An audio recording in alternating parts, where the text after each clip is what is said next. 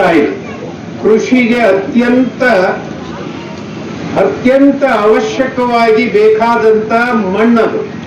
ಅಂತ ಮಣ್ಣನ್ನ ಕನಿಷ್ಠ ಜ್ಞಾನ ಇಲ್ವಲ್ಲ ಸಿದ್ದರಾಮಯ್ಯನವರೇ ನಿಮ್ಗೆ?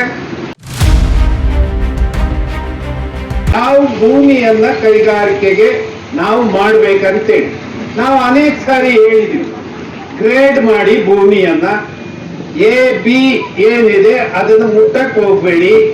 C&D ಏನಿದೆ ಆ C&D ಯನ್ನ ಮಾತ್ರ ನೀವು ಗುರ್ತು ಮಾಡಿ. ಶಿಡ್ಲಘಟ್ಟ ತಾಲೂಕಲ್ಲಿ ಎಷ್ಟಿದೆ, ಚಿಕ್ಕಬಳ್ಳಾಪುರ ಜಿಲ್ಲೆಯಲ್ಲಿ ಎಷ್ಟಿದೆ, ನಿಮ್ಮ ಕೈಗಾರಿಕೆಗಳನ್ನು ಶಿಫ್ಟ್ ಮಾಡ್ರಿ.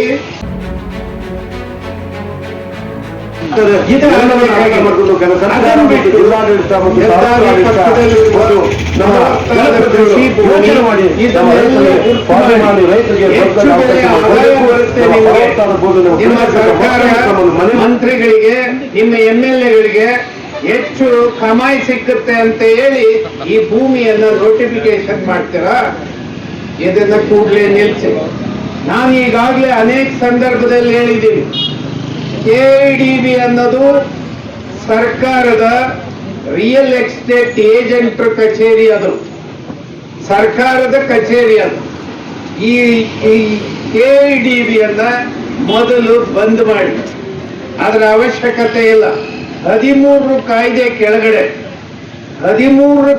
ಕೆಳಗಡೆ ಉದ್ದಿಮೆದಾರ ಯಾವನಿದಾನೋ ಅವನು ರೈತರ ಹತ್ರ ಹೋಗಿ ಕೇಳಿ ತಮ್ಮ ಗಮನಕ್ಕೆ ನಾವು ತರ್ತೇವೆ. ಇಲ್ಲಿ ಪೂಜಪ್ಪ ಅಂತ ಒಬ್ಬ SC ರೈತ ಭೂಮಿಯನ್ನು ಮಾರಿ ಮನೆಯನ್ನು ಕಟ್ಟಿ ಜೀವನವನ್ನು ಮಾಡ್ತಾ ಇದ್ದಾನೆ. ಬಸವಪಟ್ಟಣದ ಗ್ರಾಮದ ರೈತ ಭೂಮಿಯನ್ನು ಮಾರಿ ಕಟ್ಟಿದಂಥವನು SC. ಅವನು ಭೂಮಿ ಸಂಪೂರ್ಣವಾಗಿ ಹೊರಟೋಗ್ತದೆ. ಏನ್ ಮಾಡೋದು? ಅವನು ಹೀಗೆ ಕೂಲಿಗೆ ಹೋಗ್ತಾವ. ಇಲ್ಲೇ ಅವನೇ ರೈತ. ಇದನ್ನ ಉಳ್ಳವರಿಗೆ ಭೂಮಿಯನ್ನು ಬಿಟ್ಟಿದ್ರಿ, ಸಂತೋಷ, ನಾವೇನು ಬೇಡ ಅಂತ ಹೇಳಿಲ್ಲ. ಮತ್ತೊಬ್ಬರು ಇದೇ ನಮ್ಮ ತಾದೂರಿನ ಮೋಹನ್ ಅಂತ ಒಬ್ಬ ರೈತ ಇಲ್ಲೇ ಇದ್ದಾನೆ, ಕೋಳಿ ಫಾರಂ ಮಕ್ಕಳು ಬರೀ ಇವನು ಅದನ್ನೇ ಜೀವನ ಮಾಡಿ ಕೋಳಿ ಫಾರಂ ಮಕ್ಕ. ಅಂದ್ರೆ ಉಳ್ಳಾರ ಮಾತ್ರ ನೀವು ಕೋಳಿ ಫಾರಂ ಬಿಟ್ಟಿದ್ರಿ, ಇದು ಸರಿನಾ? ಉಳ್ಳಾರ ಬಿಟ್ಟಿದ್ರಿ, ನಾವು ಅವ್ರು ಕೇಳಿಲ್ಲ ಯಾಕೆ ಬಿಟ್ರಿ ಅಂತ ಹೇಳ. ನಮ್ಮನ್ನು ಬಿಟ್ಬಿಡಿ ಅಷ್ಟೇ, ಟೋಟ್ಲಿ ನಮ್ಮನ್ನು ಒಟ್ಟಾಗಿ ಟೋಟಲ್ ಆಗಿ ಬಿಡಿ ಅಂತೇಳಿ ಮನವಿಯನ್ನ ಮಾಡ್ತಾ ದಯಮಾಡಿ ಏನು ಇವತ್ತು ಜಿಲ್ಲಾಡಳಿತ ಸ್ಪಷ್ಟವಾಗಿ ಸರ್ಕಾರ ಸರಿಯಾದ ಮಾಹಿತಿ ಹೋಗಿಲ್ಲ ಸರ್. ಇವತ್ತು ನಮಗೆ ನೋವು ಏನಂದ್ರೆ ಇದು ಫಲವತ್ತಾದ ಭೂಮಿ ಅಂತೇಳಿ ರಾಜ್ಯ ಸರ್ಕಾರಕ್ಕೆ ಅಣ್ಣವರೇ ಗುರುಗಳು ಕೇಳಿಸ್ಬೇಕು. ಇಡೀ ಜಿಲ್ಲೆ ರಾಷ್ಟ್ರದಲ್ಲಿ ಮೊದಲ ಬಾರಿಗೆ ಚಿಕ್ಕಬಳ್ಳಾಪುರ ಜಿಲ್ಲೆಯ ನಂದಿ ಹೋಬಳಿ ಮತ್ತು ಶಿಡ್ಲಘಟ್ಟದ ಜಂಗಮಕೋಟೆ ಹೋಬಳಿ ಫಲವತ್ತಾದ ಭೂಮಿ ಅಂತೇಳಿ ಸಂಬಂಧಪಟ್ಟಂತಹ ದಾಖಲೆಗಳು ನಮ್ಮ ಹತ್ತಿದ್ದಾವೆ. ಇವತ್ತು ನಿಮ್ಮ ಜಿಲ್ಲಾಡಳಿತ ಸರ್ಕಾರ ಕೊಟ್ಟಂತದ್ದು. ಜೊತೆಗೆ ಇವತ್ತು ರೇಷ್ಮೆ ಇಲಾಖೆ ಜಿಲ್ಲೆಯಿಂದ ವರದಿಯನ್ನು ಕೊಟ್ಟಿದೆ. ಇವತ್ತು 500 ಎಕರೆ ಜಮೀನು ಹೋಗ್ತದೆ, ರೇಷ್ಮೆ ಹೋಗ್ತದೆ ಅಂತೇಳಿ ಕೂಡ ಇಂಥ ಅಮೂಲ್ಯವಾದಂತ ವಿಷಯಗಳಿದ್ರೂ ಕೂಡ ಕಲ್ಲಲ್ಲಿಟ್ಕೊಂಡು ನಮ್ಮ ಅಣ್ಣ ತಮ್ಮನ ಹೋರಾಟ ಮಾಡ್ತಾ ಅವ್ರಂದ್ರೆ ನಾವೇನ್ ಮಾಡ್ಬೇಕು ಸರ್? ಭಾಸ್ಕರ್ ಸಾಹೇಬ್ರೆ, ಕಲ್ಲಿಟ್ಕೊಂಡು ಹೋರಾಟ ಮಾಡ್ತಾ ಅವ್ರಂದ್ರೆ ಆ ಭೂಮಿ ಎಂಥದ್ದು ಅಂತ ತಾವೇನಾದ್ರು ಕ್ವಶನ್ ಮಾಡಿದ್ರಾ?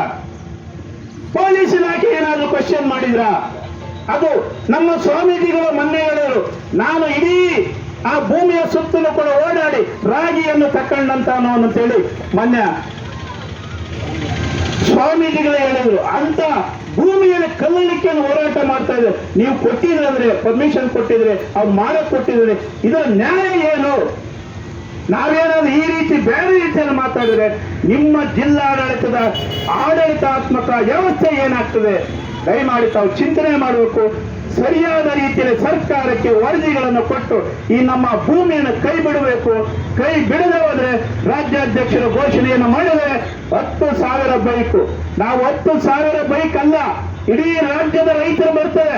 ನಮಗೂ ತಾಕತ್ ಗೊತ್ತು, ಹೆಂಗೆ ಹೋರಾಟವನ್ನು ಮಾಡಬೇಕು ಅಂತ ಗೊತ್ತು. 7 ಗಂಟೆಗಳ ಕಾಲ ಅಂತಾರಾಷ್ಟ್ರೀಯ ವಿಮಾನ ನಿಲ್ದಾಣವನ್ನು ಬಂದ್ ಮಾಡಿದ್ದು ಕೂಡ ಇದೇ ರೈತರು, ಚಿಕ್ಕಬಳ್ಳಾಪುರ ರೈತರು. ಇವತ್ತು 7 ಗಂಟೆ ಆಗ್ತದೋ ಎಷ್ಟು ಗಂಟೆ ಆಗ್ತದೋ ಗೊತ್ತಿಲ್ಲ. ನಮಗೂ ಕೂಡ ಯಾವ ವಾಮ ಮಾರ್ಗದಲ್ಲಿ ಚಳವಳಿಗೆ ಮುಂದೆ ಹೋಗ್ಬೇಕು ಅನ್ನೋದ್ರ ಬಗ್ಗೆ ಅರಿವಿದೆ. ದಯಮಾಡಿ ಅನಾಹುತಗಳಿಗೆ ಏನಾದರೂ ಆದ್ರೆ